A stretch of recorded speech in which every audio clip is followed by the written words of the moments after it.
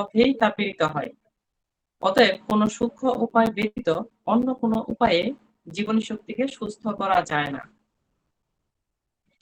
অর্থাৎ আমরা যে সূক্ষ্ম পথে রোগাক্রান্ত হচ্ছে, আমাদের জীবনী শক্তি বিশৃঙ্খলিত হচ্ছে, সেই সূক্ষ্ম পথে আমরা সুস্থ হব। এছাড়া অন্য কোনো উপায়ে আমরা সুস্থ হতে পারবো না। এই বিষয়েই বলা হয়েছিল 16 নম্বর সূত্রে। 16 নম্বরের পাদটীকায় যা পড়েছিলাম তার মূল কথাটা ছিল, কল্পনা কর্তৃক যে রোগ সৃষ্টি হয় তা অনুরূপ ব্যবস্থা দ্বারাই আরোগ্য হয়। এই ছিল আমাদের 16 নম্বর সূত্রের আলোচনা। আজকে আমরা পড়ব 17 নম্বর। এখন যেহেতু ব্যাধির সমগ্র বোধগম্য নিদর্শন এবং লক্ষণসমূহ জীবনী শক্তির আভ্যন্তরীণ পরিবর্তন, যা ব্যাধির কারণ, তার অপসারণ হয় আরোগ্যে, ফলে গোটা ব্যাধি একই সাথে অপসারিত হয়। এতে বোঝা যায় যে চিকিৎসকের শুধুমাত্র সাকল্য লক্ষণ দূর করতে হয়, যাতে একই সাথে আভ্যন্তরীণ পরিবর্তন রোধ এবং নিশ্চিহ্ন করা যায়। অর্থাৎ জীবনী শক্তির রোগ সংক্রান্ত বিশৃঙ্খলা তথা রোগের সাকল্যই স্বয়ং ব্যাধি নির্মূল হয়। কিন্তু রোগ যখন নিশ্চিহ্ন হয়, স্বাস্থ্য তখন পুনঃপ্রতিষ্ঠিত হয়, এবং এটি চিকিৎসকের মহৎ এবং একমাত্র লক্ষ্য। যিনি তার একনিষ্ঠ কাজের প্রকৃত উদ্দেশ্য জানেন, যা পাণ্ডিত্যপূর্ণ নিষ্ফল হাঁকডাকে নয়, বরং পীড়িতকে সাহায্য প্রদানের মধ্যেই নিহিত। এই হচ্ছে আমাদের 17 নম্বর সূত্র। অনেক গুরুত্বপূর্ণ একটি সূত্র।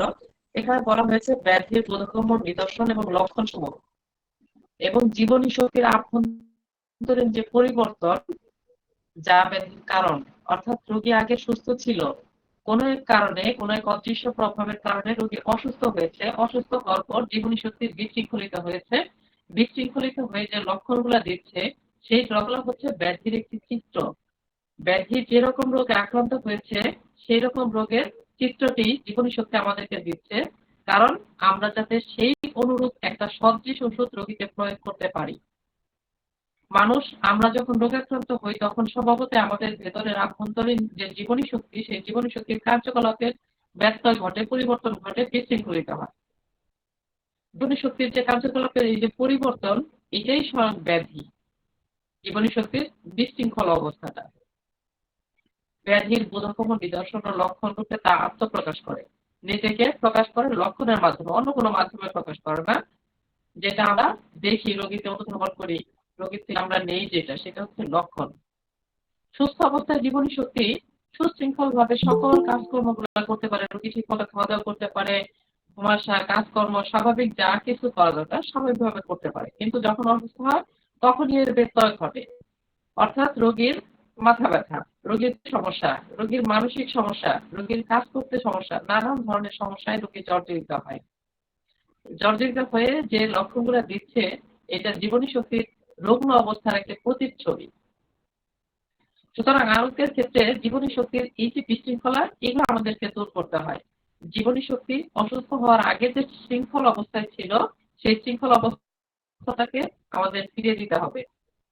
জীবনী শক্তির কার্যকলাপে সাবেক শৃঙ্খলা ফিরে আসবে এবং রোগীর স্বাস্থ্য পুনরুদ্ধার হবে তাহলেই। কিন্তু রোগ আরোগ্যের জন্য যথার্থ সদৃশ ওষুধ নির্বাচন করতে হলে জীবনী শক্তির আভ্যন্তরীণ বিশৃঙ্খলাকে বোধগম্য ও দৃশ্যমান রোগ লক্ষণ সমূহের মাধ্যমে এর সামগ্রিক রূপে চিত্রিত করতে হবে।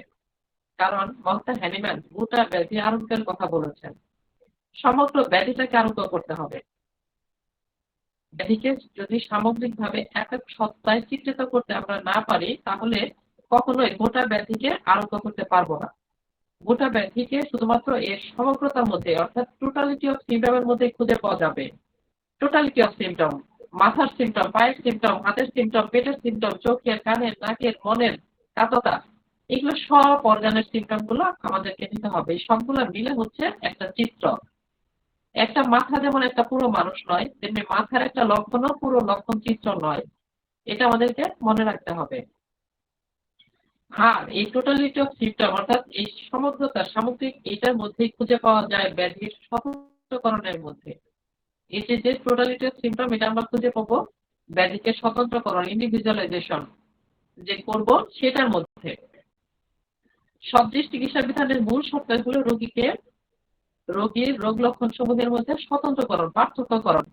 যদি আমরা এই পার্থক্যকরণটা না জানি তাহলে আমরা লক্ষণের গুরুত্ব, লক্ষণের শ্রেণী বিভাগ এগুলা কোনোটাই করতে পারবো না। কারণ সকল ক্ষেত্রে রোগের লক্ষণ সমূহ রোগীর দৈহিক ও মানসিক বৈশিষ্ট্য সমূহের সংমিশ্রণে স্বতন্ত্র রূপ লাভ করে, আলাদা আলাদা রূপ লাভ করে।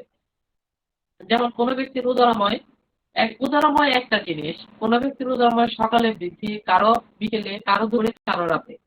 4 জন রোগীর উদারময় 4টা নির্দিষ্ট সময়ে বৃদ্ধি পায়।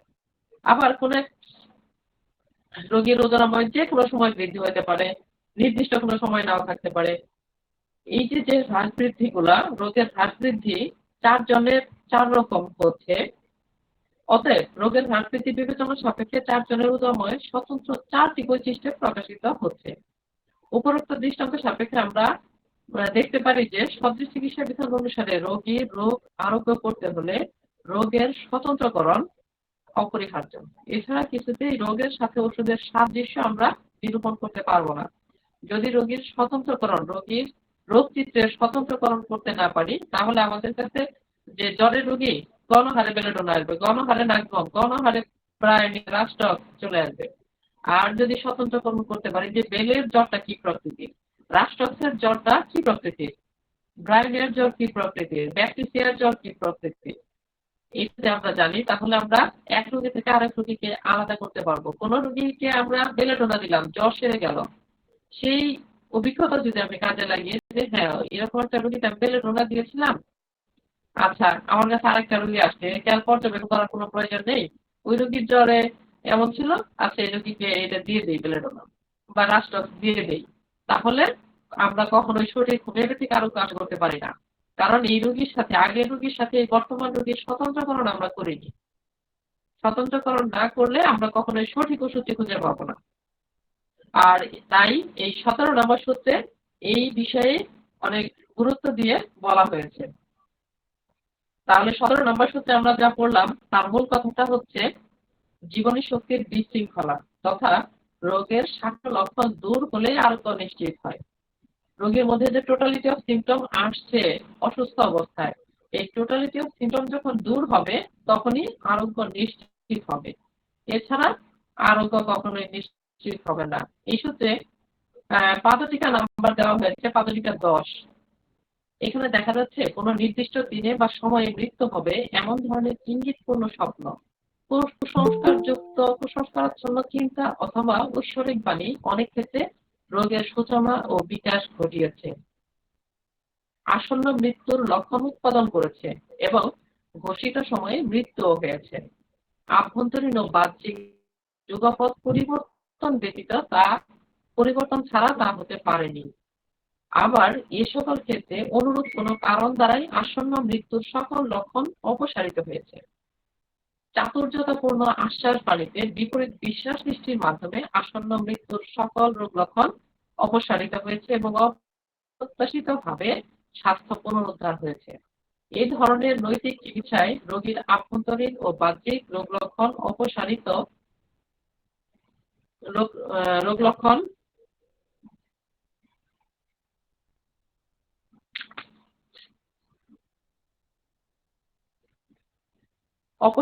না হলে এরূপ আরোগ্য কখনোই সংঘটিত হতো না। এর দৃষ্টান্ত থেকে প্রমাণিত হয় যে অদৃশ্যপদের সত্যতা ও বাস্তবতা রয়েছে। যেমন এর আগের সূত্রে আলোচনা করা হয়েছিল, আমরা যদি কোনো রাস্তার পাশ দিয়ে যাই, কোনো খারাপ বস্তুর দিকে বা ঘৃণ্য কোনো বস্তুর দিকে তাকালে আমাদের বমন উদ্বেগ হয়, ভাব হয়, ওই খারাপ বস্তু বা ওই ঘৃণ্য বস্তু থেকে কোনো কিছু আমাদের নিকট প্রবেশ করে না।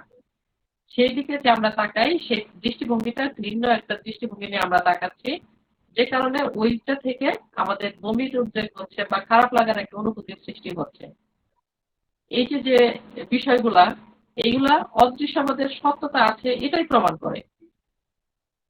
তাহলে আমরা 17 নম্বর সূত্র পড়লাম, এরপরে আমরা এখন পড়বো 18 নম্বর সূত্র। 18 নম্বর সূত্র রোগে সহচর হ্রাস বৃদ্ধির বিবেচনা সহ লক্ষণ সমষ্টি। রোগে সহচর হ্রাস বৃদ্ধি সহ হ্রাস বৃদ্ধির বিবেচনা সহ লক্ষণ সমষ্টি, সেটা সূত্র নাম্বার 5 নম্বরে আমরা পড়ে এসেছি। ছাড়া কোনোভাবেই আর কিছু আবিষ্কার করা যায় না। ব্যাধি হ্রাস বৃদ্ধির মাধ্যমে তাদের আকাঙ্ক্ষা ব্যক্ত করে। এ অকাট্য সত্য থেকে অনস্বীকার্যভাবে প্রতীয়মান হয় যে সকল লক্ষণের সমষ্টি এবং রোগের প্রত্যেক স্বতন্ত্র অবস্থার হ্রাস বৃদ্ধি সমূহ অবশ্যই পূর্ণাঙ্গ রোগ লক্ষণ। ঔষধ নির্বাচনে আমাদের পথ দেখানোর জন্য একমাত্র নিয়ামক। এটা হলো 18 নম্বর সূত্র। এই সূত্রে মহাত্মা দুইটি বিষয় আবিষ্কার করেছেন রোগে।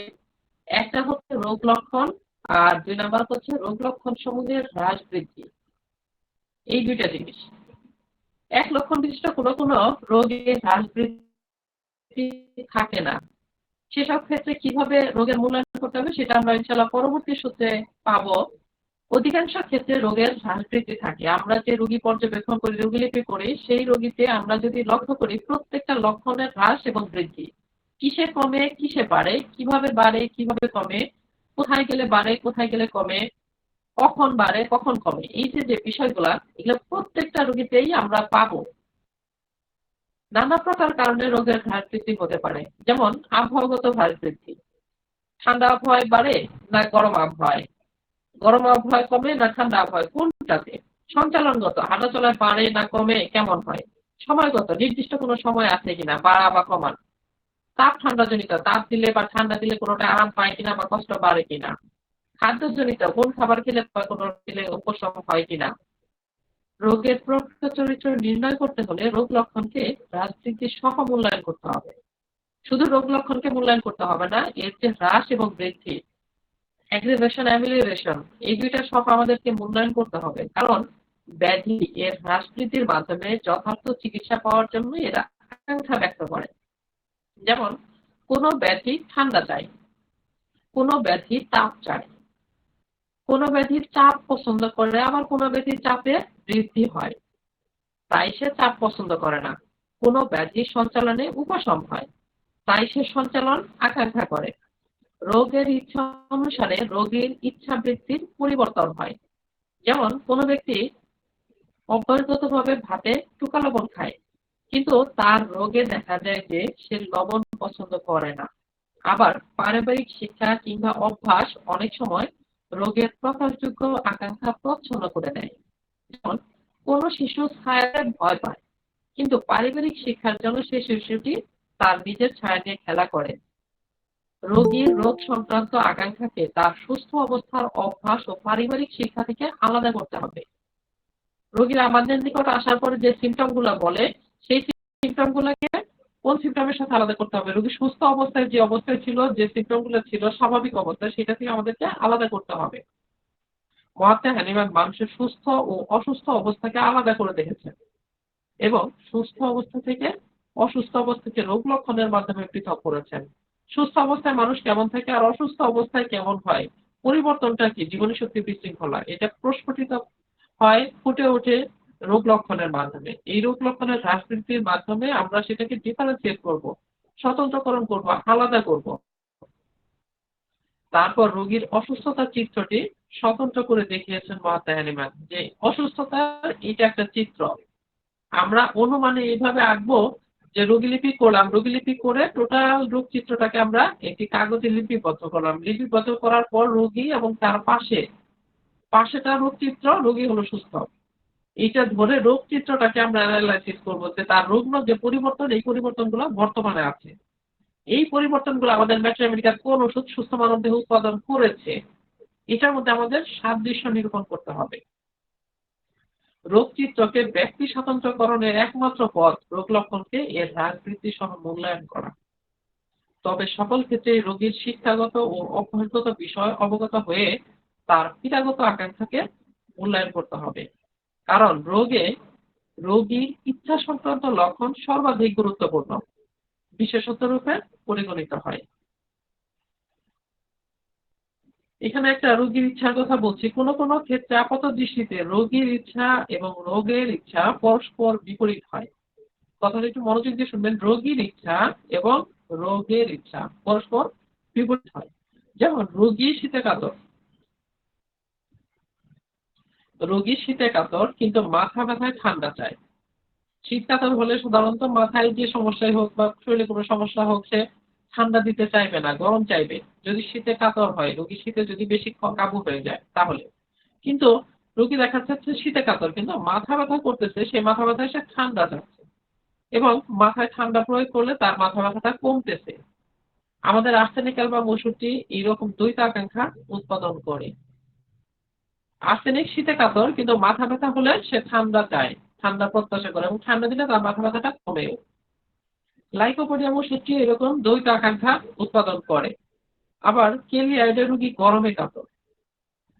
কেলিয়াইডের রোগীগুলা গরমে খুব কাতর হয় কিন্তু ঠান্ডা খাবার খেলে তার রোগের বৃদ্ধি হয়। কেলিয়াইডের রোগী গরম সহ্য করতে পারে না বা গরম তার কাছে অসহ্য। গরম অসহ্য হলে সে ঠান্ডায় আরাম বোধ করবে, এটাই স্বাভাবিক। কিন্তু গরমে কাতর হওয়ার পরেও ঠান্ডা খাবার খেলে তার রোগ লক্ষণ যা আছে সেগুলো বৃদ্ধি পায়। কেলি সালফেট রোগী গরমে কাতর কিন্তু গরমে কাতর হলে সে ঠান্ডায় আরাম বোধ করবে, কিন্তু স্নানে করলে গোসল করলে তার এই সমস্যাগুলো, তার রোগ লক্ষণগুলো বৃদ্ধি পায়। ফসফরাসের রোগী শীতে কাতর কিন্তু পেটে ভীষণ ঠান্ডা খাবার চায়। যদি শীত কাতর হয় তাহলে সে সবসময় গরম প্রত্যাশা করবে। শীতে সে কাবু হয়ে যায় তাহলে গরম খাবার খাইতে যাবে, গরম পানিতে গোসল করতে যাবে বা গরম কোনো কিছু চাইবে। এটা স্বাভাবিক। কিন্তু অস্বাভাবিক কোনটা? শীতে কাতর রোগী কিন্তু পেটে ভীষণ ঠান্ডা খাবার চাচ্ছে, আইসক্রিম খেতে চাচ্ছে, বরফ খেতে চাচ্ছে বা ঠান্ডা জাতীয় খাবার খাইতে চাইছে। এই যে অস্বাভাবিকত্ব, এই অস্বাভাবিকত্ব গুলো আমাদেরকে খুঁজে বের করতে হবে। অতএব আমাদের অনেক ওষুধ সুস্থ শরীরে দ্বৈত আকাঙ্ক্ষা উৎপাদন করে এবং রোগে দ্বৈত আকাঙ্ক্ষার সাথে সদৃশ হয়ে তা আরোগ্য করে। এই যে ব্যতিক্রমগুলা, ব্যত্যয়গুলা, এই ব্যতিক্রমগুলা আমরা পর্যবেক্ষণ করি রোগীতে। কোন রোগী এইরকম পিকুলারিটি আছে কোন রোগীর লক্ষণের মধ্যে। আর আমাদের মেট্রো আমেরিকা পরে আমরা জেনেছি এই ওষুধগুলো সুস্থ মানব দেহে গিয়ে এইরকম ব্যতিক্রম লক্ষণগুলো উৎপাদন করেছে। তো এটা আমরা সমন্বয় করে এটার সাথে রোগ লক্ষণ, রোগীর রোগ চিত্র এবং ওষুধের মেট্রো আমেরিকার ওষুধ চিত্র দুইটার মধ্যে আমরা সমন্বয় করি অদৃশ্যভাবে। সমন্বয় করে সূক্ষ্ম মাত্রায় আমরা রোগীকে প্রদান করি। তাহলে এই রোগী পরিপূর্ণ সুস্থতা লাভ করে এবং রোগী হোমিওপ্যাথিক আরোগ্য পেয়ে থাকে। এইভাবেই রোগী পূর্ব স্বাস্থ্যে ফিরে যায়, রোগ লক্ষণগুলো তার চলে যায়। আর যখন রোগ লক্ষণ চলে যায় তখন তার দেহে সুস্থতা ব্যতীত আর কোনো কিছু অবশিষ্ট থাকে না। তাহলে আমরা নিশ্চিত করে বলতে পারি যে ব্যাধির সহজে হ্রাস বৃদ্ধি ব্যাধিকে বৈশিষ্ট্যমণ্ডিত করে। অর্থাৎ তার রোগ লক্ষণের সাথে সম্পৃক্ত যে হ্রাস এবং বৃদ্ধি, অ্যাকশন অ্যামেলিওরেশন, এইটার মাধ্যমেই ওই লক্ষণগুলো বৈশিষ্ট্যমণ্ডিত হয়। তো সদৃশ ওষুধ নির্বাচনে এটার গুরুত্ব অনেক অনেক বেশি। এই হলো আমাদের 18 নম্বর সূত্র এবং সূত্রের ব্যাখ্যা। 18 নম্বর সূত্রে যা পড়লাম তার মূল কথাটা হচ্ছে রোগের হ্রাস বৃদ্ধি সহ লক্ষণ সমষ্টি ঔষধ নির্বাচনের জন্য একমাত্র নিয়ামক। এইটা ছাড়া আর কোনোভাবেই লক্ষণকে চেনা, জানা, বোঝার উপায় নেই। প্রত্যেকটা লক্ষণ হ্রাস বৃদ্ধি সহ আমাদেরকে জানতে হবে, বুঝতে হবে, মূল্যায়ন করতে হবে। তাহলে আমরা একটি ওষুধ, সঠিক একটা ওষুধ পাবো। নতুবা আমরা ভুল পথে অগ্রসর হবো। রোগীর লক্ষণগুলা সাপ্রেসড হয়ে যেতে পারে, তারপর পরিবর্তন, রূপান্তর হয়ে যেতে পারে, এরকম হয়ে যেতে পারে যদি আমরা সঠিক ওষুধটি নির্বাচন করে রোগীকে না দিতে পারি। এই ছিল আমাদের আজকের দুইটা সূত্র, 17 এবং 18 নম্বর। তো যেহেতু আমাদের সময় আছে আরেকটা সূত্র আমরা পড়ি, 18 পর 19 নম্বরটা আমরা পড়ে ফেলি।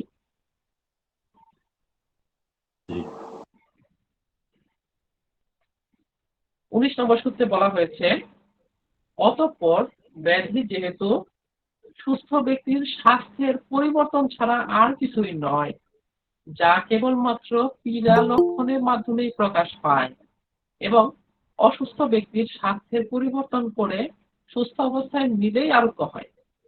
তাই এটা খুবই স্পষ্ট যে ঔষধ কখনো রোগ আরোগ্য করতে পারত না যদি মানুষের স্বাস্থ্যের পরিবর্তন করার ক্ষমতা তাদের থাকত, যা অনুভূতি এবং কার্যকলাপ সংক্রান্ত। বাস্তবিক পক্ষে মানুষের স্বাস্থ্যের পরিবর্তন করার এই ক্ষমতাই কেবল তাদের আরোগ্য ক্ষমতা। এই হলো আমাদের 19 নম্বর সূত্র, অর্গাননের 19 নম্বর সূত্র। মর্টালিমেন এই সূত্রে ওষুধের আরোগ্য ক্ষমতাকে সম্পূর্ণরূপে ওষুধের রোগ লক্ষণ উৎপাদন করার ক্ষমতার উপর আরোপ করেছেন। অর্থাৎ একটা ওষুধ সুস্থ মানব দেহে যে যে লক্ষণগুলো উৎপাদন করতে পারে, সেই ওষুধটা অসুস্থ দেহে সেই সেই লক্ষণগুলো আরোগ্য করতে পারে। যুক্তি হিসেবে বলা হয়েছে যে ব্যাধিতে যেহেতু সুস্থ ব্যক্তির স্বাস্থ্যের পরিবর্তন ঘটে, এই রোগজ পরিবর্তন সমূহ রোগ লক্ষণের মাধ্যমে স্পষ্টভাবে প্রকাশ পায়। আবার ওষুধের সাহায্যে এই রোগজ পরিবর্তন সমূহ সুস্থতায় রূপান্তরিত হলেই নিশ্চিত এবং নির্মূল আরোগ্য সংঘটিত হয়। তাই যুক্তিসঙ্গতভাবেই বলা যায় যে মানব স্বাস্থ্য পরিবর্তন করার ক্ষমতাই ওষুধের আরোগ্য ক্ষমতা। ঔষধের মানব স্বাস্থ্য পরিবর্তন করার ক্ষমতা না থাকলে কোনো ঔষধ রোগ আরোগ্য করতে সক্ষম হতো না। ঔষধ যখন মানব স্বাস্থ্যের পরিবর্তন সৃষ্টি করে, তখন সেই পরিবর্তন ঔষধ সেবনকারীর অনুভূতি এবং অঙ্গ প্রত্যঙ্গের কার্যকলাপে প্রকাশিত হয়। স্নায়ুসমূহের অনুভূতি এবং অঙ্গ প্রত্যঙ্গের কার্যকলাপ সংক্রান্ত এই পরিবর্তনগুলোকে আমরা স্পষ্টভাবে বুঝতে পারি। সুস্থ ব্যক্তির দেহ এবং মনের রোগজ পরিবর্তনকে আমরা রোগ বলি। আবার অসুস্থ অবস্থায় ঔষধ কর্তৃক স্বাস্থ্যের পরিবর্তন হয়ে সুস্বাস্থ্যের প্রত্যাবর্তিত হলে তাকে আমরা আরোগ্য বলি। অতএব ঔষধ কর্তৃক সুস্থ দেহে রোগ উৎপাদনমূলক পরিবর্তন এবং অসুস্থ দেহে রোগ আরোগ্যমূলক পরিবর্তন একই ঔষধীয় শক্তির পরস্পর বিপরীত দুটি কার্যধারা। কথাটা খুবই গুরুত্বপূর্ণ। ঔষধ কর্তৃক সুস্থ দেহে রোগ উৎপাদনমূলক পরিবর্তন। একটা ওষুধ যখন আমরা নির্দিষ্ট ফর্মে সুস্থ মানব দেহে প্রয়োগ করব ঘন ঘন, তখন সেই ওষুধটা সুস্থ মানব দেহে গিয়ে রোগ লক্ষণ উৎপাদন করবে। এই যে যে পরিবর্তন, সুস্থ আগে ছিল এখন অসুস্থ হলো, অসুস্থ হওয়ার পর কি কি লক্ষণ আছে এখন সেটা আমরা দেখব। এবং অসুস্থ দেহে রোগ আরোগ্যমূলক পরিবর্তন। অসুস্থ দেহে যখন রোগীরা আসার পর যে পরিবর্তনগুলো আমরা দেখতে পাচ্ছি রোগীলিপিতে, সেই পরিবর্তনটা আমাদের ম্যাথমেটিক্যাল কোন ওষুধটা এরকম পরিবর্তন করেছে রোগীতে সুস্থ মানব দেহে, সেই ওষুধটা আমরা সূক্ষ্ম ফর্মে তারপর রোগীকে দেই। আর ওষুধের এই কার্যধারাকে এক কথায় মানব স্বাস্থ্য পরিবর্তনকারী ঔষধীয় ক্রিয়া বলা যায়। যে কোনো ঔষধ মানব স্বাস্থ্য পরিবর্তন করার এই ক্ষমতা দ্বারাই অসুস্থ এবং পীড়িত মানুষের স্বাস্থ্যকে সুস্থতায় রূপান্তরিত করে। তাই ওষুধ সমূহের আরোগ্য ক্ষমতাকে তাদের মানব স্বাস্থ্য পরিবর্তন করার ক্ষমতা বললেও অত্যুক্তি না। অর্থাৎ ওষুধের কাজই হলো মানব স্বাস্থ্য পরিবর্তন করা। অসুস্থ আছে সুস্থ করা, সুস্থ আছে অসুস্থ করা। আমি দেখেছি যখন ছোট ছিলাম, মানে ইন্টারে পড়তাম বা ক্লাস 9-10 পড়তাম, তখন অনেক বন্ধুরা ছিল, দেখতাম যে বগলের নিচে রসুন নিয়ে আসতো। রসুন নিয়ে আসলে তার শরীরে অটোমেটিক জ্বর এসে যেত। তখন বুঝতাম না যে কিসের জন্য জ্বর আসতো। তারা কি করতো যে জ্বর আসলে তো সাবসিডি দিয়ে দিবে, আচ্ছা এই কাজগুলো করি। এখন বুঝতে পারি যে কেন আসে। তো এইরকম যখন আমরা কোনো ওষুধি উপাদানকে ঘন ঘন প্রয়োগ করব, ওষুধ গ্রহণের মাধ্যম তিনটা, মহাত্মা হ্যানিম্যান বলেছেন ওষুধ গ্রহণের মাধ্যম হচ্ছে তিনটা: সেবনে, আঘ্রাণে এবং মর্দনে বা মালিশে। সেবনে আমরা যেটা ডিস্টিল ওয়াটারে মিশিয়ে রোগীকে দিচ্ছি বা সেবন করতেছি, সেটা হলো সেবনে, ডিস্টিল ওয়াটারের মাধ্যমে। আঘ্রাণে যেটা আমরা নির্দিষ্ট একটা পরে এক ফোঁটা পানিতে গালিয়ে সেটাতে স্পিরিট দিয়ে মিশিয়ে ঢেকে সেই স্পিরিটটা পাতলা ত্বকে, সুস্থ পাতলা ত্বকে মর্দন বা মালিশ করে দিচ্ছি, সেটা হলো মর্দনে। সেবনে, মর্দনে এবং আঘ্রাণে ওইটাই যদি আমরা নিঃশ্বাসের মাধ্যমে, রোগীর শরীরে অসুস্থ, কোনো জায়গায় পাতলা কোনো ত্বক সুস্থ নেই, তাহলে আমরা দেবো আঘ্রাণে। নিঃশ্বাস তো অবশ্যই নিচ্ছে, তাহলে আমরা দেবো আঘ্রাণের মাধ্যমে। নাকের কাছে ধরবো, লম্বা একটা টান নেবে, এক ডোজ ওষুধ গ্রহণ হলো। ওই নিঃশ্বাসের মাধ্যমে রোগীর জীবনী শক্তি, ওষুধের শক্তিটাকে গ্রহণ করলো, এরপর আর সে আরোগ্য ক্রিয়া শুরু করবে। তিনটা মাধ্যমে ওষুধকে আমরা রোগীতে প্রয়োগ করতে পারি বা আমরা সেবন করতে পারি, তিনটা মাধ্যমে। তো এই ছিল আমাদের 19 নম্বর সূত্র এবং এর ব্যাখ্যা। 40 নম্বর সূত্রের মূল কথাটা হচ্ছে মানব স্বাস্থ্য পরিবর্তনের ক্ষমতাই ওষুধের রোগ উৎপাদন ক্ষমতা তথা রোগ আরোগ্য ক্ষমতা। এবং 19 নম্বর ব্যাখ্যার মূল কথা হচ্ছে সুস্থ দেহে রোগ উৎপাদনমূলক পরিবর্তন এবং অসুস্থ দেহে রোগ আরোগ্যমূলক পরিবর্তন, একই ওষুধীয় শক্তির পরপর বিপরীত দুটি কার্যধারা। এই হচ্ছে আমাদের 19 নম্বর সূত্র। আমরা 3টি সূত্র আজকে পড়লাম, 17, 18 এবং 19, 3টি সূত্র। এই 3টি সূত্রের মধ্যে যদি কারো কোনো প্রশ্ন থাকে এখন প্রশ্ন করতে পারেন, ইনশাআল্লাহ আমি উত্তর দেওয়ার চেষ্টা করব। আসসালামু আলাইকুম স্যার। ওয়ালাইকুম আসসালাম। জি স্যার। স্যার আমার না কয়েকটা প্রশ্ন রাখছে মনে। আপনি 17 নম্বর আলোচনার সময় একটা কথা খুব চমৎকার করে বলছেন যে আমাদের জীবনী সত্যের যে বিশৃঙ্খলা, এটাকে আবার 18তে বলছেন যে আমি যখন ইতিহাস লিখব তখন রোগের হ্রাস বৃদ্ধিটাকে আমাকে খুব খেয়াল করতে হবে। তো অনেক সময় স্যার আলোচনার সময় কতগুলো কথা বলেন যে আমরা যখন একটা মানুষের চিকিৎসা করব তখন তার কনস্টিটিউশনটা দেখব, এটা একটা কথা বলেন স্যার। আবার বলেন যে হচ্ছে তাকে কনস্টিটিউশনালি তাকে চিকিৎসা করবেন, তার কনস্টিটিউশন একটা কথা বলেন, আরেকটা বলেন কনস্টিটিউশনের অ্যাপ্রোচ বলেন। আবার বলেন স্যার যে তাকে মাইজোমেটিক দিক দেখে তার চিকিৎসা করবেন। তাইলে আমি যদি 17, 18, 19 যে আজকে আমরা যে পড়লাম, যে কথাগুলো বললেন যে জীবনী শক্তির বিশৃঙ্খলা, হ্রাস বৃদ্ধি, তারপরে যে এখানে যে 19, এখানে স্যার আমার প্রশ্নটা হলো স্যার এখানে কনস্টিটিউশনাল চিকিৎসা করব আবার মাইজোমেটিক চিকিৎসা করব, এই যে কথাগুলো বলি স্যার ওর সাথে এখানে মিল কি স্যার? আমি কি বুঝাইতে পারছি? আপনি স্যার সুন্দর কথা বলেছেন। আচ্ছা, হোমিওপ্যাথি আমরা জানি লক্ষণ ভিত্তিক চিকিৎসা। রোগী আসবে, রোগীর লক্ষণের কথা বলবে, আর এই লক্ষণের ক্লাসিফিকেশন আছে। লক্ষণকে 4টা শ্রেণীতে মহাত্মা হানিম্যান ভাগ করেছেন। লক্ষণের শ্রেণী বিভাগ, এই 4টা শ্রেণীতে আমরা পড়বো সামনে 153 নম্বর সূত্র। এই 4টার মধ্যে রোগীর দৈহিক গঠন, রোগীর চেহারা, রোগীর উচ্চতা, এগুলো কিন্তু নেই এই 4টার মধ্যে। তাহলে রোগীর গঠন, আকৃতি, এটা কিন্তু ওই ইয়ের মধ্যে পড়তেছে না, লক্ষণের শ্রেণী বিভাগের মধ্যে পড়তেছে না। এটা কিসের মধ্যে? তার মায়াজমেটিক, এটার মধ্যে লুকিয়ে আছে মায়াজম। লক্ষণের মধ্যে লুকিয়ে আছে মায়াজম। রোগীর যে লক্ষণগুলা, সেই লক্ষণগুলা আমরা যদি দেখি, হয়তো শরিক, নয়তো সিফিলিটিক, নয়তো সাইকোটিক, যে কোনো একটা মায়াজমের মধ্যে অবশ্যই পড়বে। কোনো মায়াজমের প্রাইমারি সিমটম হতে পারে বা সেকেন্ড সিমটম হতে পারে। সেটা সোরার প্রাইমারি অবস্থা হতে পারে, যেমন রোগীর চুলকানি নিয়ে আসলো, তাহলে আমরা ধরে নেব যে রোগীর মধ্যে সোরাটা প্রবল অবস্থায় আছে, তাহলে তাকে অ্যান্টিসোরিক ওষুধ দিয়ে চিকিৎসাটা শুরু করতে হবে। রোগী তার মেমব্রেনাস যে অংশটা বা শ্লেষ্মিক ঝিল্লিটা, শ্লেষ্মিক ঝিল্লি তার ক্ষত হয়েছে, সেখানে কোনো চুলকানি নেই, রসস্রাবী হচ্ছে, তাহলে আমরা কি ধরে নেব? রোগীটা সিফিলিটিক মায়াজমে আক্রান্ত, সিফিলিসের প্রাইমারি অবস্থায় আছে বা সেকেন্ডারি অবস্থায় আছে। যদি এটা সাপ্রেশন করা হয় অন্যপ্যাথিতে, অন্য কোনো চিকিৎসা পদ্ধতিতে বা পার্শ্বিক উপায়ে, তাহলে রোগী এটার সেকেন্ডারি লক্ষণ নিয়ে আসবে। তাহলে আমরা রোগীকে অ্যান্টিসিফিলিটিক ওষুধ প্রদান করব। এরপর যদি রোগী আঁচিল নিয়ে আসে বা লিঙ্গপথে পুজোস্রাব নিয়ে আসে, তাহলে আমরা কি ধরে নেব? আঁচিল যদি নিয়ে আসে তাহলে তার দেহের মধ্যে সাইকোটিক মায়াজম আছে, সেটাকে সাপ্রেশন অবস্থায় আছে, অথবা তার নিজের আছে অর্জিত, অথবা তার বংশগত।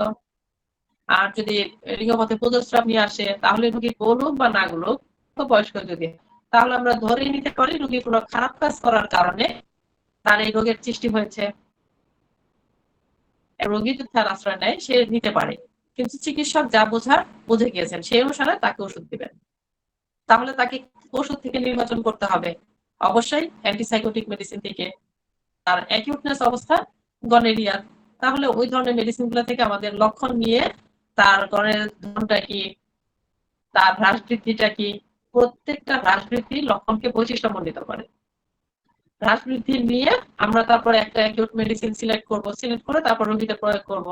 যদি ক্রনিক কেজের রোগী হয়, তাহলে রোগীতে আমরা দেখলাম যে শরিক মায়াজম প্রবল অবস্থায় আছে, তাহলে তাকে অ্যান্টিসোরিক ওষুধ দিয়ে চিকিৎসা শুরু করব। এরপরে যখন সোরার চিকিৎসা করতে থাকবো আমরা, তখন স্বভাবতই সোরাটা দুর্বল হবে, কারণ সোরা মায়াজমের এগেইনস্টে আমরা ওষুধ প্রয়োগ করতেছি টোটালিটি অফ সিম্পটম ভিত্তিক।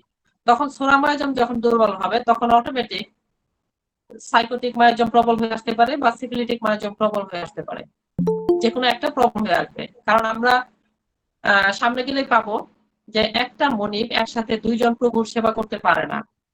একজন ভৃত্য বা একজন চাকর একসাথে দুইজন প্রভুর সেবা করতে পারবে না। কথায় আছে যে এক মানুষের দুই নৌকায় পা দেওয়া যায় না, এক হাতে দুই শৈল ধরা যায় না। এই যে এই বাক্যগুলা, যেটা চিরন্তন সত্য, যুগ যুগ ধরে চলে আসছে, তেমনি জীবনী শক্তি একসাথে দুইটা একই রোগ শক্তিকে একসাথে কখনো গ্রহণ করে না। তেমনি রোগী জীবনী শক্তি যখন সরিক মায়োজমের আওতাভুক্ত, তখন সে সিফিলিটিক মায়োজমের লক্ষণ ওইভাবে দিবে না, সাইকোটিক মায়োজমের লক্ষণ দিবে না, কিন্তু রোগীতে সুপ্ত অবস্থায় থাকবে, প্রচ্ছন্ন অবস্থায় থাকবে। যখন সোরাটা দুর্বল হবে, তখন সরিক লক্ষণ দুর্বল হলে সিফিলিটিক লক্ষণ বা সাইকোটিক লক্ষণ প্রবল আকারে চলে আসতে পারে। এরপরে তখন আবার আমার ওষুধের রিলেশন দেখে সাইকোটিক মেডিসিন থেকে বা সিফিলিটিক মেডিসিন থেকে একটা মেডিসিন আমরা সিলেক্ট করব। মহাত্মা হ্যানিম্যান যখন হোমিওপ্যাথি আবিষ্কার করলেন, তখন তো দেখলেন যে চারপাশে জয় জয়াকার। এরপর লক্ষ্য করলেন যে অ্যাকিউট কেসগুলা নন অ্যান্টিসেরিক ওষুধ দিয়ে আরোগ্য করতেছেন, সেই রোগগুলো আবার পুনরায় রিল্যাপস করতেছে, পুনরায় আবার প্রত্যাবর্তন করতেছে। কেন প্রত্যাবর্তন করতেছে এটা নিয়ে তিনি আবার গবেষণা শুরু করলেন। গবেষণা করে দেখতে পেলেন যে এর মূলে রয়েছে মায়াজম। যে মায়াজমকে যদি আমরা না চিনি, তাহলে একটা ক্রনিক ডিজিজের রোগীকে আমরা আরোগ্য দিতে সক্ষম হব না। তখন তিনি অ্যান্টিসোরিক ঔষধ আবিষ্কার করলেন। আমরা অ্যান্টিসোরিক ঔষধ, অ্যান্টিসিফিলিটিক, অ্যান্টিসাইকোটিক ডিফারেন্সিয়েট করলেন এবং হিপারসালফার ওষুধ কিভাবে প্রস্তুত করব, মার্সল কিভাবে প্রস্তুত করব, এটা তার ক্রনিক ডিজিজের মধ্যে দিক নির্দেশনা দিয়ে গিয়েছেন। তারপর ওষুধ কিভাবে আমরা সুস্থ মানুষদের পরীক্ষা করবো, এটা তো সম্পর্কে আমরা জানবোই 105 থেকে 145 নম্বর পর্যন্ত। তো এইভাবে যখন আমরা রোগীর রোগ লক্ষণ নিব, রোগীর রোগ লক্ষণ নিয়ে প্রত্যেকটা লক্ষণকে আমরা বৈশিষ্ট্যমণ্ডিত করব তার হ্রাস এবং বৃদ্ধি দ্বারা, অ্যাগ্রিভেশন এবং অ্যামেলিওরেশন সেটা দ্বারা, তখন আমরা একটা সঠিক ওষুধের দিকে যেতে পারবো। ঠিক আছে স্যার?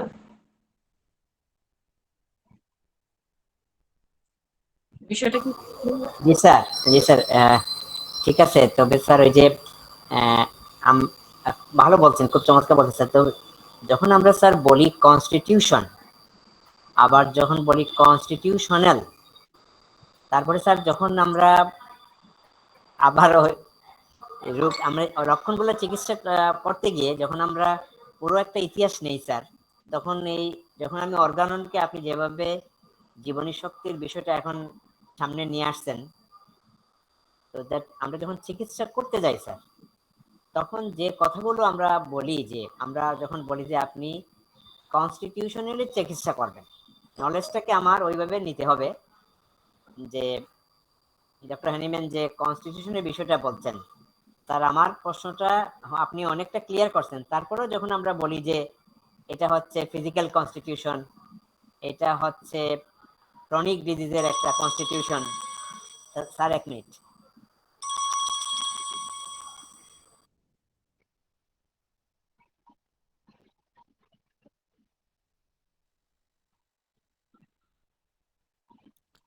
স্যার আমাদের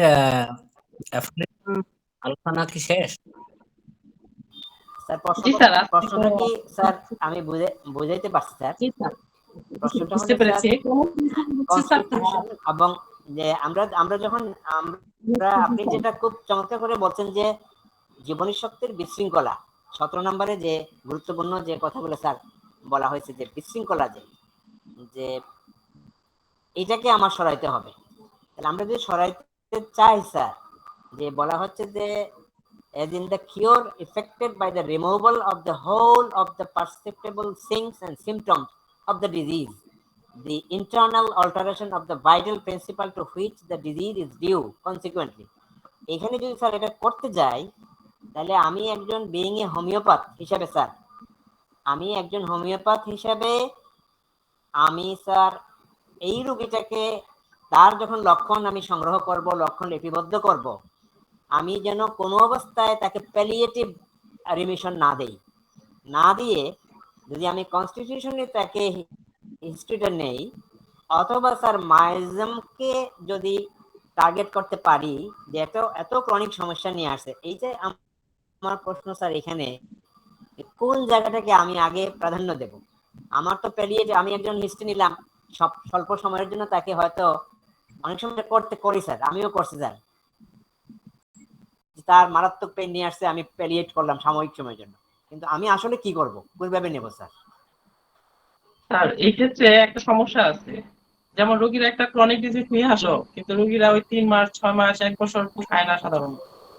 যারা খায় ধৈর্যশীল তারা ভালো রেজাল্ট পায়, কিন্তু অনেক সময় ক্রনিক ডিজিজের তরুণ অভ্যাস দেখা যায়, যে ক্রনিক ডিজিজ রোগী যে রোগী ভুগতেছে তার তরুণ উচ্ছ্বাস দেখা দিল, ওই অ্যাকিউট অবস্থাটা নিয়ে চিকিৎসকের শরণাপন্ন হয়। চিকিৎসক ওই অ্যাকিউট অবস্থা থেকে যদি সিঙ্গেল মেডিসিন দেয় তাহলে ওই তরুণ উচ্ছ্বাসটা সাময়িক যাবে, কিন্তু রোগীর যে ক্রনিক ডিজিজ, রোগী যে মায়াজমে আক্রান্ত, সেই তরুণ উচ্ছ্বাস গেলেও ওই মায়াজম সহ সে নির্মূল ভাবে আরোগ্য হবে না। তাকে মায়াজম সহ যদি আরোগ্য দিতে হয় তাহলে অবশ্যই পুরো কেস টেকিং করে, টোটাল কেস টেকিং করে তাকে কনস্টিটিউশনাল চিকিৎসা দিতে, তার ধাতগত, তার ধাত কনস্টিটিউশন, ধাত আর কনস্টিটিউশনাল ট্রিটমেন্ট, তার ধাতগত চিকিৎসা, অর্থাৎ রোগীর টোটালিটি নিয়ে তার ধাতের যে বৈশিষ্ট্য, তার দেহের যে বৈশিষ্ট্যগুলা, পৃথিবীতে যত কোটি মানুষ আছে তত কোটি ধাত, তত কোটি কনস্টিটিউশন, এইটা অনুযায়ী চিকিৎসা দিতে হবে। তো আমি যখন রোগীলিপি করব তখন রোগীলিপিতে অটোমেটিক চলে আসবে সে কোন ধাতের, এই রোগী কোন ধাতের, ওই রোগীটা কোন ধাতের,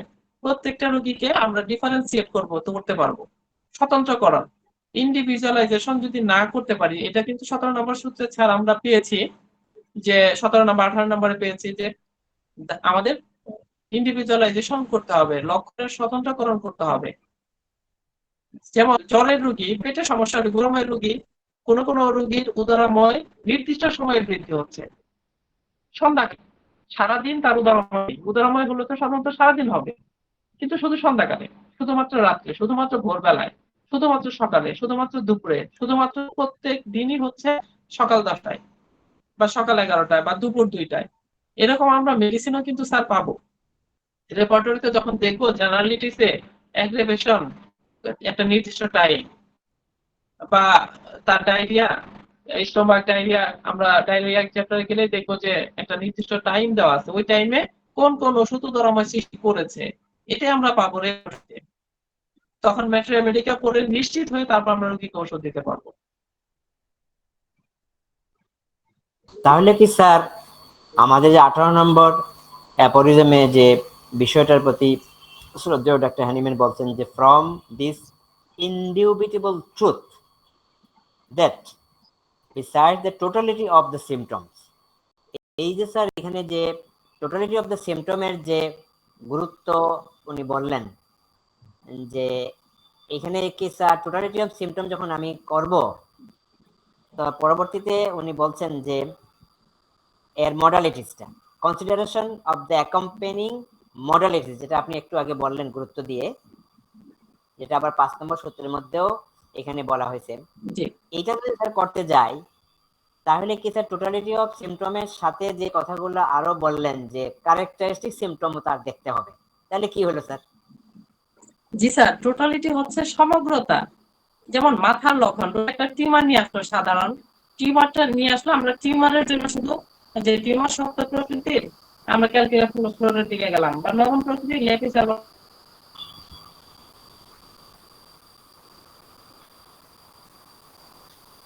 একটা হলো প্যাথোলজিক্যাল, রোগের ফল, রোগে আক্রান্ত হয়েছে তারপর টিউমার হয়েছে, রোগে আক্রান্ত হওয়ার আগে কিন্তু টিউমার হয়নি। তাহলে জীবনী শক্তি বিশৃঙ্খলিত হয়ে টিউমারের লক্ষণটা উৎপাদন করেছে।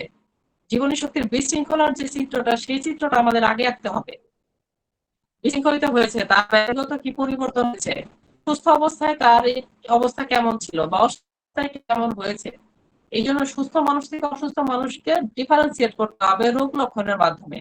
আমাদের সামনের রোগী যখন বসলো, রোগী এক পাশে বসলো, বসার পর তার রোগীলিপি করলাম, রোগীলিপিটা এমন হইতে হবে তার রোগ চিত্র আমরা আরেক পাশে আঁকলাম, তার পাশেই তার হুবহু একটা রোগীলিপি আঁকলাম, তার রোগের একটা চিত্র আঁকলাম, যে তার সুস্থ অবস্থা থেকে অসুস্থ অবস্থাটাকে আমরা পার্থক্য করে নিয়ে আসলাম। নিয়ে আসার পর এই যে রোগ চিত্র আমরা আঁকলাম রোগীলিপিতে, এই রোগ চিত্রটা আমাদের ম্যাট্রিয়া তখন অনুসরণ, প্রথমে ম্যাট্রিয়া অনুসন্ধান না, কি হয়েছে, পাইলস হয়েছে, আমরা গেলাম আপনার দিকে বা অন্য কোনো ওষুধের দিকে, বা লাক্সভব বা লাইকোপোডিয়াম, যে ওষুধের দিকে মাথায় নিয়ে আমরা রোগীলিপি করতেছি, তাহলে অবশ্যই এক্সাইট হবে। সঠিক ওষুধের দিকে আমরা যেতে পারবো না। যখন আমরা ওষুধের চিত্রটাকে পাতা থেকে ঝেড়ে ফেলে মুছে দিয়ে রোগী লিখতে করবো, তার রোগ চিত্র অঙ্কন করাটাই হলো সবচেয়ে কঠিন কাজ। সবচেয়ে কঠিন হচ্ছে রোগী পর্যবেক্ষণ করা। রোগী পর্যবেক্ষণ যদি আমাদের সঠিক না হয়, তাহলে আমরা কখনোই এক নির্দিষ্ট একটা ওষুধের দিকে যেতে পারবো না। এই জন্য আগে রোগ চিত্র রাখতে হবে। রোগ চিত্র তার হাতের সিমটম, তার পায়ে, তার মাথা, তার পেটে, তার অন্যান্য অর্গানের যে চিত্রগুলা, এই সবগুলা মিলে হচ্ছে টোটালিটি। শুধুমাত্র একটা মাথার একটা লক্ষণ, এটা টোটালিটি নয়। এটা একটা লক্ষণ, এক লক্ষণ ভিত্তিক চিকিৎসাতে এখানে এটা সামনে সুস্থ হতে পারবে। কিন্তু রোগীর একটা রোগ চিত্র আঁকতে হলে তার টোটালিটি আঁকতে হবে। টোটালিটি এঁকে সেই টোটালিটি আমাদের মেডিসিন উৎপাদন করে সুস্থ মানব দেহে। এই ওষুধটা সুস্থ মানব দেহে প্রদান করে। স্যার তাহলে যে 19 নম্বর সূত্রে যে গুরুত্ব দিলেন sir, disease are nothing more than alteration in the state of health of healthy individual which express, এখান থেকে তো আমি এইভাবে যদি স্যার হিস্ট্রিটা নেই আর যদি লিপিবদ্ধ করি, তাহলে কি স্যার আমি এখানে জীবনী শক্তির বিষয়টা অনেকবার আসছে। আমার প্রশ্নটা স্যার আরেকটা প্রশ্ন এখানে জাগছে যে আমাকে তাহলে কি স্যার ঔষধ সম্পর্কে বেশি জ্ঞান থাকতে হবে, নাকি আমরা যে রেপার্টরি করি যখন, তখন তো দেখা যায় স্যার হঠাৎ করে এক জায়গায় আসে অপিয়াম চলে আসলো, এই রোগী অপিয়ামের ধারে কাছেও নেই, একটা সিঙ্গল লক্ষণকে গুরুত্ব দিয়ে আমি চলে আসলাম অপিয়ামে। তাহলে এখানে তো বললেন উনি যে and the cure is also only possible by change to the healthy condition of the state of health of diseased individual. তাহলে এটা কি হবে স্যার? আচ্ছা, এক লক্ষণ দেখে ওষুধ নির্বাচন করা যায়। ওই বলে না যে তার 5টা ছেলে, একটা পিঠ 5টা ছেলে, 5টা ছেলে 5 রকম করে, কেউ বাবাকে হাত দেয় না। তখন ওই 5টা ছেলে থেকে বাবার কি কোনো লাভ আছে? কোনো লাভ নেই তো। কিন্তু ওই বাবার একটা ছেলে আছে, একটা ছেলে থেকে বাবাকে হাত দেয়, দেখে সব সময় পাশে থাকে, তাহলে কি বলবো না যে ওই এক ছেলে ভালো? আমার 5 লক্ষণ থেকে যদি 5টা লক্ষণ গুরুত্বপূর্ণই না হয়, তাহলে ওই লক্ষণ নিয়ে তো আমার কোনো কাজ নেই। ওই লক্ষণ নিয়ে আমি যতই প্রতিপাদন করতে চাই, কোনো কাজে দেবে না। লক্ষণের মতো লক্ষণ যদি একটা হয়, টোটালিটি একটা লক্ষণে কখনো কখনো টোটালিটি প্রকাশ করে, সেই লক্ষণের আমরা ওষুধ দিলে অসুবিধা পাবো। সেই লক্ষণ কোনটা সেটা আমাদেরকে বুঝতে হয়। সেটা বুঝতে না আমাদেরকে আরো বেশি বেশি অর্গান এবং সামনের সূত্রগুলোতে আমি পাবো সেই জি একটা স্যার। লক্ষণ কোনটা। অনেক ধন্যবাদ sir, thank you very much sir.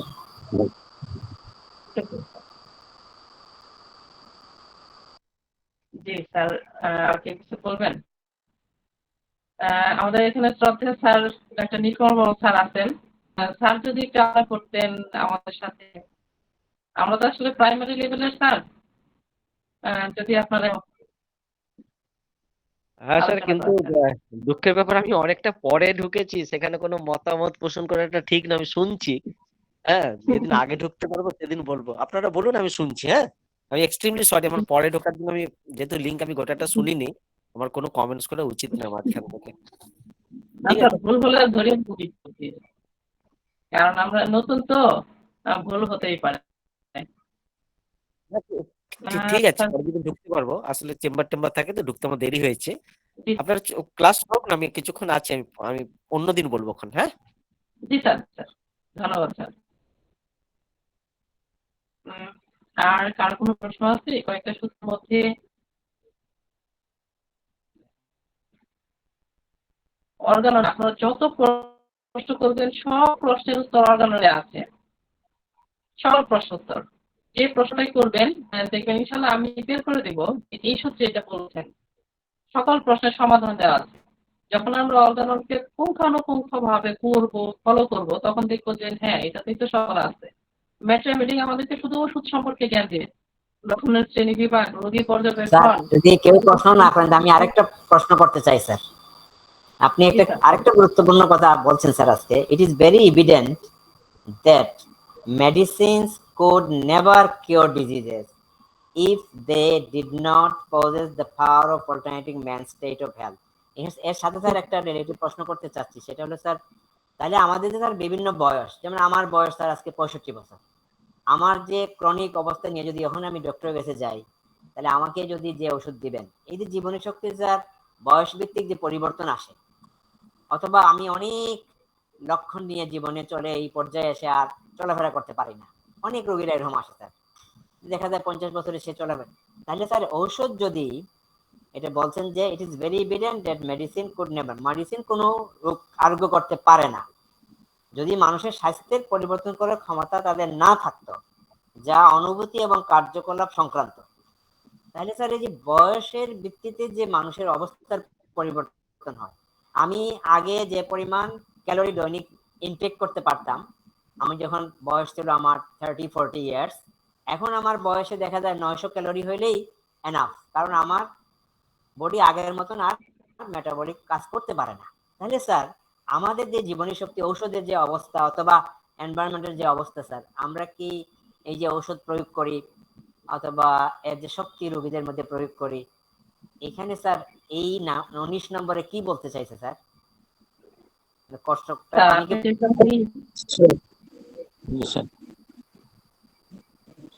জি স্যার, এটা অবশ্য লেভেলস অফ হেলথে এই কথাগুলো খুব সুন্দরভাবে বলা আছে। যাই হোক, স্যারের কাছে প্রশ্ন, স্যার বলেন স্যার। জি স্যার, লেভেল অফ হেলথ জীবনী শক্তির স্তরের কথা জন ফিতুল্লাহ স্যার সুন্দরভাবে ব্যাখ্যা করেছেন, বলেছেন। তো যাই হোক, আমি কিছুটা বলি। আমাদের যখন আস্তে আস্তে বার্ধক্যের দিকে যাব, আমাদের জীবনী শক্তিও কিন্তু আরো বার্ধক্যের দিকে যেতে থাকে। ডাক্তার কেন্ট এর জন্য বলেছেন, oh the man when the vital force does not react, ওই ব্যক্তির মতো অসহায় কেউ নাই যার জীবনী শক্তি সাড়া না দেয়। আমরা বয়স হতে হতে আমাদের জীবনী শক্তি এমন এক অবস্থায় যাবে যখন জীবনী শক্তি সাড়া দিবে না। সেটা নানান কারণে হতে পারে। আমাদের জীবনী শক্তির উপর বেশি অত্যাচার করার কারণে আমাদের জীবনের প্রতি বৈরী রোগ উৎপাদক শক্তিগুলা বেশি বেশি আক্রান্ত হয়ে, বা আমরা বেশি বেশি জীবনী শক্তিতে অত্যাচার করেছি, বেশি ব্যয় পরিশ্রম করেছি, যেটা আমাদের করা ছিল না সেটা করেছি, নানান অনৈতিক অবৈধ কাজের সাথে লিপ্ত ছিলাম বা খারাপ কাজের সাথে, এই সমস্ত কাজের কারণে জীবনী শক্তি অনেক সময় তৃপ্ত হয়ে লক্ষণ প্রকাশ করে না। যখন জীবনী শক্তি লক্ষণ প্রকাশ না করে বা ওষুধ দিলা সাড়া দিচ্ছে না, তখন ওই ব্যক্তির মতো অসহায় আপনি, এটা ডাক্তার কেন বলেছেন। তাহলে আমরা কি দেখতে পাই? আমাদের জীবনী শক্তি অনেক সময় রোগীর জীবনী শক্তি এরকম হয় যে আমরা সঠিক রোগ চিত্রকে আঁকতে পারি না। জীবনী শক্তি একটা ওষুধের পূর্ণাঙ্গ লক্ষণ দিতে পারে না বা দেয় না, সেটা নানান কারণে হতে পারে, পারিপার্শ্বিক কারণে। তখন হোমিওপ্যাথিক চিকিৎসকের কিছু করার থাকে না। হোমিওপ্যাথিক চিকিৎসকও তখন খুব অসহায়। তখন সেই সময়ের জন্য মহাত্মা হ্যানিম্যান সাময়িক উপশমকারী চিকিৎসা ব্যবস্থাকে অনুমোদন দিয়েছেন, এবং শুধু অনুমোদনই নয়, সেটা করাটাও এইভাবেই বলেছেন যে সেই সাময়িক উপশমকারী ব্যবস্থা শুধু প্রয়োজনই নয়, সেটা করাটাই বাঞ্ছনীয়। কারণ রোগীর জীবনটাকে হ্যানিম্যান আগে দেখিয়েছেন, রোগী আগে বাঁচুক, তারপরে তার চিকিৎসা অন্য হোমিওপ্যাথি চিকিৎসা তারপরে।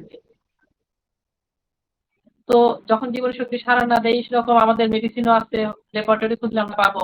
জীবনী শক্তি যখন খুব বেশি পর্যদস্ত অবস্থায় যায়, তখন কি কি মেডিসিন আমাদের প্রয়োজন হয়, সেই মেডিসিন গুলো আমরা খুঁজলে পাবো। জি স্যার, আর কোনো প্রশ্ন আছে? স্যার, ধন্যবাদ স্যার আপনাকে। আপনি জি স্যার, আমরা তো সকলেই শুনছি, আমাদের শুধুমাত্র ইন্দ্রিয়টা কাজ করছে একরকম, আর স্যারের অনেকগুলো ইন্দ্রিয় একসাথে কাজ করছে একটা না। উনি সেই যে সময় থেকে তা মনে হয় প্রায় 22-24 মিনিট উনি প্রশ্নের উত্তর দিয়েছেন। তো স্যারকে অসংখ্য ধন্যবাদ। আপনি যতটা স্যার আপনি বলেন স্যার। আমার মনে হয় আমরা অনুষ্ঠানের শেষ পর্যায়ে পৌঁছে গেছি, একদম মার্জিন লেভেলে পৌঁছে গেছি আমরা। পর্যায়ে না শেষ হয়ে গেছে। আমাদের রাসেল স্যারকে অসংখ্য ধন্যবাদ। জাযাকাল্লাহ খায়ের। 1 মিনিট অলরেডি বেশি হয়ে গেছে, না 1 মিনিট না, 10:30 বাজে। আমরা সবাই মানে শান্তির একটা ঘুম দেব, আল্লাহ তাআলার কাছে দোয়া করব যে আবার সকালে ক্লাস, এবং রাসেল স্যারের সন্তান সহ পরিবারের সবাই আল্লাহ তাআলা নিয়ে খায়